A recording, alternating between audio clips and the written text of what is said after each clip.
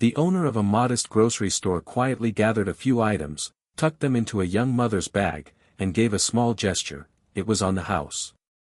He didn't pry, didn't ask why, and certainly didn't expect anything in return. But by the next morning, the entire neighborhood stood still in disbelief as a line of armored military vehicles rumbled to a stop outside his shop, and out stepped a general. If you believe kindness comes full circle, type yes to keep it going. Robert, 58, ran a small grocery store in a struggling corner of Texas. For 2 decades, his doors had stayed open, not because of flashy signs or clever ads, but because people trusted him. Word of mouth, fair prices, and consistency had built his reputation from the ground up. One late afternoon, as the sun cast long shadows across the scuffed linoleum floor, a young woman walked in, holding tightly to the hands of 2 small children. Their clothes were thin and worn, and the look in their eyes, that familiar mix of hunger and quiet hope, was something Robert recognized instantly. She moved carefully through the aisles, choosing a few basics, bread, eggs, a little fruit, pausing to count the change in her hand after each selection. When she reached the counter and tallied up the total again, her face fell. The groceries came to $24.63. She had only $18.75. "I'm so sorry," she murmured, already starting to put items back. "Maybe just the bread and eggs." The kid's eyes lingered on the fruit as she gently placed it aside. Robert noticed the little girl, no older than 5, squeeze her brother's hand just a bit tighter. Without a single word, he began rebagging everything, even adding a carton of milk and a box of cookies the kids had been eyeing. He pushed the bag toward her with a calm smile. "We don't price hunger around here, ma'am. Please, take it." Tears welled up in her eyes. I can't accept this." "Please," Robert said softly, "it's really no trouble." Her shoulders eased just a little. "My husband just got out of the service. He's looking for work, and his mom's medical bills." Her voice drifted off. "You don't owe me an explanation," Robert replied with a gentle nod. A man waiting in line behind her scowled, muttering under his breath, but loud enough for them to hear, "So we're just giving food away now? What is this, a store or a charity?" Robert didn't react. He just lowered his gaze and went back to wiping the counter, his calloused hands moving in quiet, practiced circles over the worn laminate. The woman whispered a soft, "Thank you," and hurried out with her kids, clutching the bag close. The impatient customer kept glaring, still tapping away on his phone, thumbs moving with annoyance. That night, Robert learned the man had filmed the whole thing and posted it online, captioned, "Local grocer encourages freeloaders. Bad for real business." The comments were already pouring in. A few defended the act of kindness, but many were quick to judge. After locking up, Robert stood alone in the dim store. Only the glow from the street lamps outside cut through the darkness, casting long, quiet shadows down the aisles. Behind the counter, his fingers found the edges of an old military medal mounted on the wall, a bronze star tucked between faded family photos. His face remained stoic, but his eyes, they held decades of stories most people wouldn't begin to understand. By the next morning, the video had taken off across local social media. The comment threads overflowed with snide remarks and ridicule, overwhelming the few voices that tried to speak up in support. "Wouldn't be shocked if he gets robbed next. Basically asking for it," read one popular comment from a local influencer with thousands of followers.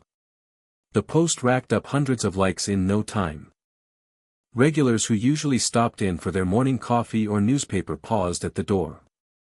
Some turned away altogether, not wanting to be seen going into a store suddenly caught in the center of controversy. Mrs. Alvarez, a loyal customer of 15 years, crossed the street just to avoid his window. When Robert spotted her and their eyes met, she looked down quickly and kept walking. Around noon, Martin Shaw, a familiar face from the local business association, stopped by. He leaned in over the counter, voice low and knowing. "Look, Rob. Just a little friendly advice. This whole bleeding heart act. It doesn't play well anymore. People don't appreciate it, and it's gonna cost you. You can't save everyone. Still stocking shelves, Robert didn't look up. Never said I was trying to save everyone. Just doing what feels right. Martin glanced around at the mostly empty shop. Yeah, well, right doesn't pay rent, does it? He sighed and shrugged. Times change, man. You've gotta keep up. After Martin left, Robert turned the volume up on his old radio. The news faded into a Johnny Cash song, filling the quiet space like an old friend. He hummed along, unbothered, continuing with his work as if nothing at all had changed. That evening, a delivery truck pulled up outside. The driver, someone Robert had known for years, stepped out but didn't unload the usual supply order. Sorry, Rob, he said, shifting uncomfortably. Boss told us to hold deliveries for now. Something about the video, public image concerns and all that. Robert gave a quiet nod. I get it. The driver lingered, shifting on his feet. Just so you know, my old man was in the service too. He would have respected what you did. Robert lifted his head, a flicker of surprise in his eyes. I saw your medal years back, the driver added with a casual shrug. Figured you had your reasons for keeping quiet. So, I didn't say anything. Later that night, after closing up shop, Robert sat down at the worn desk tucked in the back office. He pulled out a piece of paper and began writing a short note by hand. Once finished, he taped it to the front door before heading out. To my valued customers. If my actions have caused any discomfort, I take full responsibility. This store has always existed to serve this community with dignity. That mission hasn't changed, and never will. He locked the door behind him and made his way home, walking slowly through the still, sleeping streets. His apartment was only 3 blocks away, a modest one-bedroom nestled above a laundromat. As always, the quiet churn of the machines below kept him company as he sat on his balcony, watching the neighborhood drift into the calm of night. In his pocket, his fingers closed around the twin of the medal hanging in his store. He rubbed it gently, his thumb tracing every familiar line and ridge like a map etched into memory. His thoughts wandered, back to the blistering heat of the desert, to faces long gone, to moments when the future was a gamble and every day was borrowed time. Others had walked away from those memories. But Robert never did. He had made a choice to keep living by the same principles, even when no one was watching. If you believe kindness should never be shamed, type hop. The following morning shattered the usual quiet with a deep, echoing roar. Engines growled as a line of massive military transport vehicles rolled into place right in front of Robert's store. One by one, soldiers in full uniform stepped out and formed a crisp line along the sidewalk. Mrs. Alvarez, who had purposely avoided the store just the day before, now stood frozen on her porch, eyes wide. The neighborhood barber wandered out, still wearing his apron, scissors dangling from his fingers. Even the teenagers, usually lost in their own world, came to a halt mid-skate and stared. People from nearby houses and buildings began to gather, drawn to the scene. Phones were raised. Cameras rolled. The sidewalk buzzed with murmurs and questions. Is this about what happened yesterday? Are they shutting him down? Could this be a raid? From the group of uniformed service members, a woman stepped forward, the same young mother Robert had helped just 2 days earlier. But today, she wore a sharp, pressed army uniform, decorated with service ribbons. Standing beside her was her husband, equally composed in his formal dress blues. Between them, their children, now neatly dressed, stood quietly, eyes big and curious. Right behind them came an older man with silver hair and the unmistakable presence of leadership. 3 stars adorned his shoulders. He didn't need to speak to command attention, his very posture did. He made his way to the entrance, where Robert stood behind the counter, his face unreadable but calm. The general stepped inside first, cap tucked under one arm. The entire store fell into a hush as he extended his hand toward Robert. "Chief Warrant Officer Robert Carrington," he said, his voice steady and firm. "It's been a long time." Outside, the crowd leaned closer to the windows, trying to catch every word. "We've come to honor a debt, one that's been on the books far too long," the general continued. "A debt you never asked us to acknowledge." The young woman took a step forward. "Sir, I recognize the medal when we were here. My husband served with the 75th Rangers. I described it to him that night, and he knew exactly who you were." Her husband gave a solemn nod. "The Mogadishu Angel. The medic who stayed behind." The general turned to face the crowd, his voice now rising so all could hear. "For those unfamiliar, 30 years ago in Somalia, Chief Carrington was serving as a combat medic. When our position was overrun, he refused to evacuate. Instead, he stayed behind to care for the wounded, against direct orders.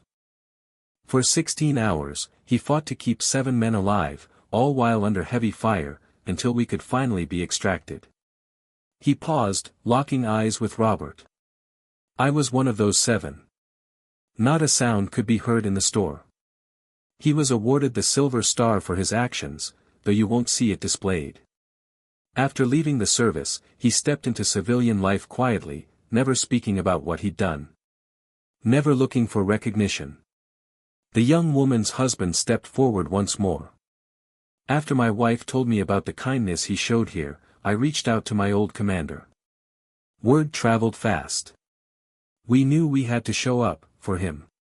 The president of the local Veterans Association, who had arrived with the convoy, stepped forward and addressed the gathering crowd. "Not every hero wears a uniform these days. Some wear aprons and live their lives by the same code, day in and day out." And then, one at a time, each service member stepped up to Robert and offered a crisp, formal salute. Without hesitation, Robert returned each one, his movements smooth and precise, like a reflex deeply ingrained in muscle and memory. Outside, the crowd that had come expecting drama or disgrace found themselves witnessing something entirely different, a humble man finally being recognized for the quiet strength he'd carried all along. That afternoon, the little store saw a steady flow of visitors. But they didn't come to shop. They came to show gratitude. A small boy approached Robert and handed him a hand-drawn card with crayons and crooked letters. Inside, it read, "I want to grow up to be like you." An older veteran stepped forward next. He gently laid a time-worn photograph on the counter, a group of soldiers in desert fatigues, arms slung around each other like brothers. "We still remember you, Mike," he said, his voice cracking with emotion. Mrs. Alvarez returned as well, her hands full of a warm tray wrapped in foil. "For your dinner," she murmured, eyes lowered in quiet shame. "And I'm sorry for how I acted yesterday."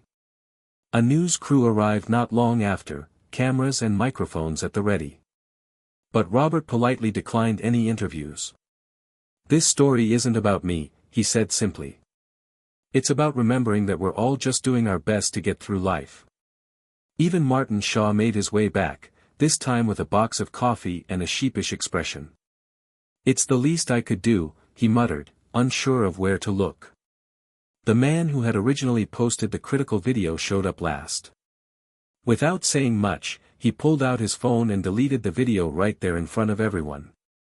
"I was wrong," he admitted, the words sounding stiff and unused, as though he wasn't used to saying them aloud.